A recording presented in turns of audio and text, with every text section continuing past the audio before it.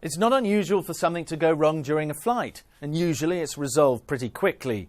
But sometimes urgent action is needed, in the air and on the ground. Communication is key. After takeoff, the plane will normally climb to the cruising altitude of about 35,000 feet. Once an international boundary is reached, a transfer process takes place. In the case of the Malaysia Airlines red-eye service to Beijing, Kuala Lumpur ground control would have contacted Ho Chi Minh to say that the aircraft is entering Vietnam's airspace and that the pilot will be contacting them shortly. If this isn't done within several minutes, alarm bells will ring. An aircraft cannot go missing for more than 10 minutes.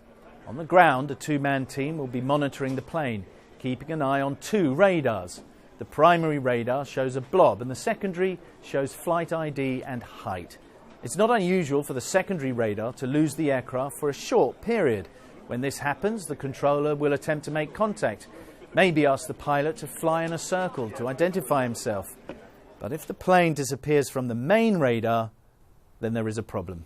Pilots are trained to make the Mayday call as soon as they encounter a major emergency, and if needed, bring the aircraft from cruising altitude to a safe height of just over 3,000 meters, where passengers wouldn't need an oxygen mask.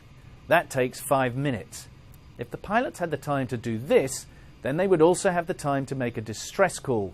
Back on the ground, the radar controller will call his sector supervisor who patrols the air traffic center.